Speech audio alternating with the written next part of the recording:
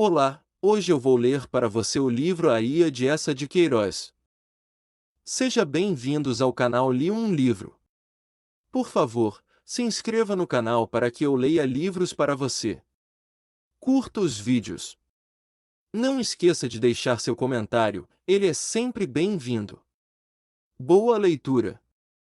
Era uma vez um rei, moço e valente, senhor de um reino abundante em cidades e searas, que partirá a batalhar por terras distantes, deixando solitária e triste a sua rainha e um filhinho, que ainda vivia no seu berço, dentro das suas faixas.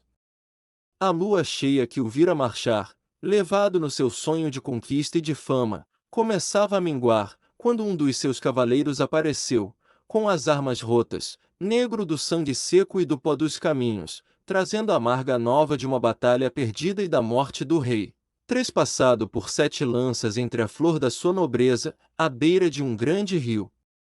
A rainha chorou magnificamente o rei. Chorou ainda desoladamente o esposo, que era formoso e alegre. Mas, sobretudo, chorou ansiosamente o pai, que assim deixava o filhinho desamparado, no meio de tantos inimigos da sua frágil vida e do reino que seria seu, sem um braço que o defendesse, forte pela força e forte pelo amor. Desses inimigos o mais temeroso era seu tio, irmão bastardo do rei, homem depravado e bravio, consumido de cobiças grosseiras, desejando só a realeza por causa dos seus tesouros, e que havia anos vivia num castelo sobre os montes, com uma horda de rebeldes, à maneira de um lobo que, de atalaia no seu fojo, espera a presa. Ai! A presa agora era aquela criancinha, rei de Umama, senhor de tantas províncias, e que dormia no seu berço com seu guizo de ouro fechado na mão. Ao lado dele, outro menino dormia noutro berço. Mas era um escravozinho, filho da bela e robusta escrava que amamentava o príncipe. Ambos tinham nascido na mesma noite de verão. O mesmo seio os criará. Quando a rainha, antes de adormecer, vinha beijar o príncipezinho, que tinha o cabelo louro e fino, beijava também, por amor dele, o escravozinho, que tinha o cabelo negro e crespo. Os olhos de ambos reluziam como pedras preciosas. Somente, o berço de um era magnífico de marfim entre brocados, e o berço de outro, pobre e de verga. A leal escrava, porém, a ambos cercava de carinho igual, porque, se um era o seu filho, o outro seria o seu rei. Nascida naquela casa real, ela tinha a paixão, a religião dos seus senhores.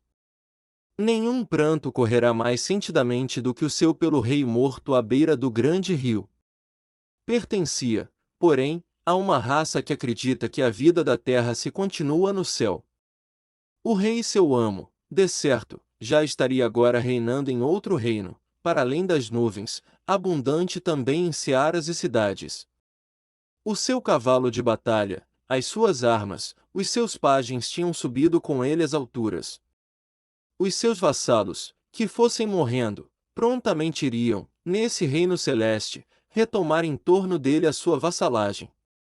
E ela, um dia, por seu turno, remontaria num raio de lua a habitar o palácio do seu senhor, e afiar de novo o linho das suas túnicas, e acender de novo a caçoleta dos seus perfumes. Seria no céu como fora na terra, e feliz na sua servidão. Todavia, também ela tremia pelo seu príncipezinho. Quantas vezes, com ele pendurado do peito, pensava na sua fragilidade, na sua longa infância, nos anos lentos que correriam, antes que ele fosse ao menos do tamanho de uma espada, e naquele tio cruel, de face mais escura que a noite e coração mais escuro que a face, faminto do trono, espreitando de cima do seu rochedo entre os alfanjes da sua borda. Pobre príncipezinho da sua alma! Com uma ternura maior o apertava nos braços. Mas o seu filho chorava ao lado, era para ele que seus braços corriam com um ardor mais feliz. Esse, na sua indigência, nada tinha a recear a vida. Desgraças, assaltos da sorte má nunca o poderiam deixar mais despido das glórias e bens do mundo do que já estava ali no seu berço, sob o pedaço de linho branco que resguardava a sua nudez. A existência, na verdade, era para ele mais preciosa e digna de ser conservada que a do seu príncipe, porque nenhum dos duros cuidados com que ela enegrece a alma dos senhores roçaria sequer a sua alma livre e simples de escravo. E, como se o amasse mais por aquela humildade ditosa, cobria o seu corpinho gordo de beijos pesados e devoradores, dos beijos que ela fazia ligeiros sobre as mãos do seu príncipe. No entanto, um grande temor enchia o palácio, onde agora reinava uma mulher entre mulheres. O bastardo, o homem de rapina, que errava no cimo das serras, descera a planície com a sua horda, e já através de casais e aldeias felizes ia deixando um sulco de matança e ruínas. As portas da cidade tinham sido seguras com cadeias mais fortes. Nas atalaias ardiam lumes mais altos. Mas à defesa faltava disciplina viril. Uma roca não governa como uma espada.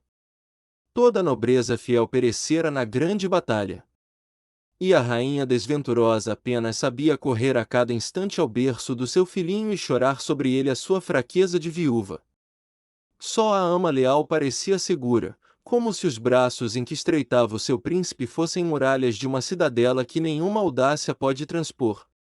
Ora uma noite, noite de silêncio e de escuridão, indo ela adormecer, já despida, no seu catre, entre os seus dois meninos, adivinhou, mais que sentiu, um curto rumor de ferro e de briga, longe, à entrada dos vergéis reais. Embrulhada à pressa num pano, atirando os cabelos para trás, escutou ansiosamente.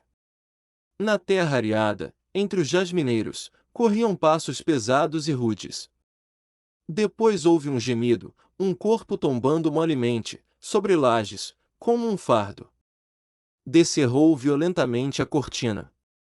E além, ao fundo da galeria, avistou homens, um clarão de lanternas, brilhos de armas. Num relance tudo compreendeu, o palácio surpreendido, o bastardo cruel vindo roubar, matar o seu príncipe. Então, rapidamente, sem uma vacilação, uma dúvida, arrebatou o príncipe do seu berço de marfim, atirou-o para o pobre berço de verga, e, tirando seu filho do berço servil, entre beijos desesperados, deitou-o no berço real que cobriu com um brocado.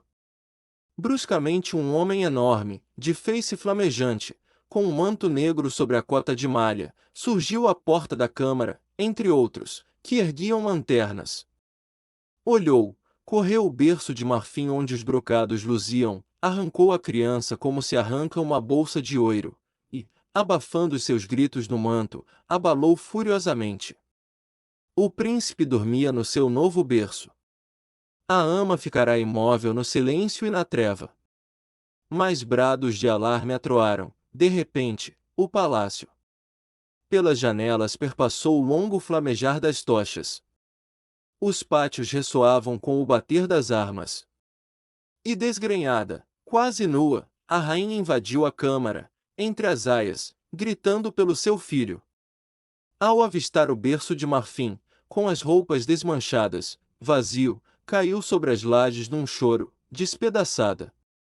Então, calada, muito lenta, muito pálida, a ama descobriu o pobre berço de verga. O príncipe lá estava quieto, adormecido, num sonho que o fazia sorrir, lhe iluminava toda a face entre os seus cabelos de ouro. A mãe caiu sobre o berço, com um suspiro, como cai um corpo morto. E nesse instante um novo clamor abalou a galeria de mármore. Era o capitão das guardas, a sua gente fiel. Nos seus clamores havia, porém, mais tristeza que triunfo. O bastardo morrera. Colhido, ao fugir, entre o palácio e a cidadela, esmagado pela forte legião de archeiros, sucumbira, ele e 20 da sua horda. O seu corpo lá se escara, com flechas no flanco, numa poça de sangue. Mas, ai dor sem nome! O corpinho inteiro do príncipe lá ficará também envolto num manto, já frio, roxo ainda das mãos ferozes que o tinham esganado. Assim tumultuosamente lançavam a nova cruel os homens de armas, quando a rainha, deslumbrada, com lágrimas entre risos, ergueu nos braços, para não mostrar, o príncipe que despertara. Foi um espanto, uma aclamação. Quem o salvara? Quem? Lá estava junto do berço de marfim vazio, muda e hirta, aquela que o salvara. Serva sublimemente leal. Fora ela que, para conservar a vida ao seu príncipe, mandara à morte o seu filho. Então, só então, a mãe ditosa, emergindo da sua alegria estática, abraçou apaixonadamente a mãe dolorosa, e a beijou, e lhe chamou irmã do seu coração.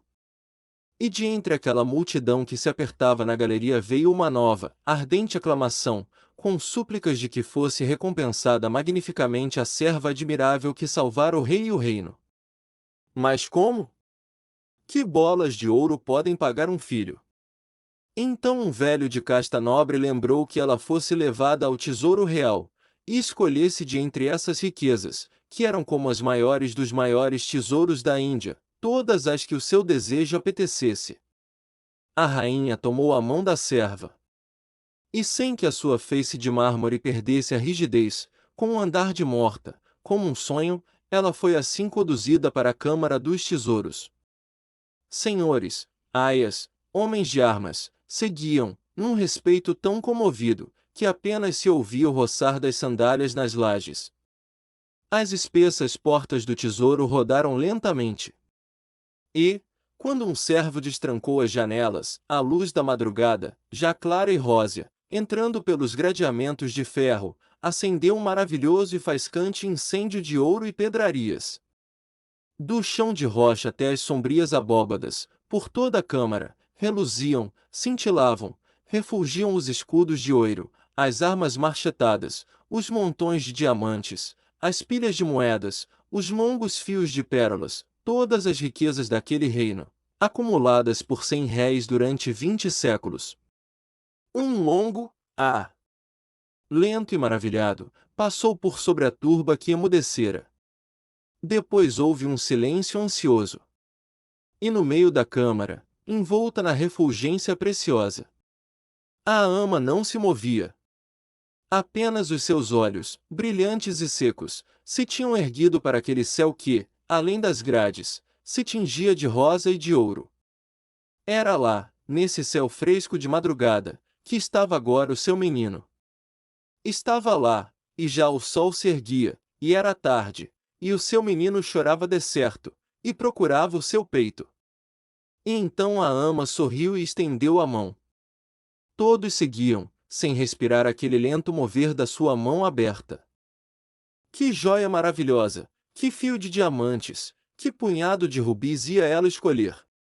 A ama estendia a mão, e sobre um escabelo ao lado, entre um molho de armas, agarrou um punhal. Era um punhal de um velho rei, todo cravejado de esmeraldas, e que valia uma província.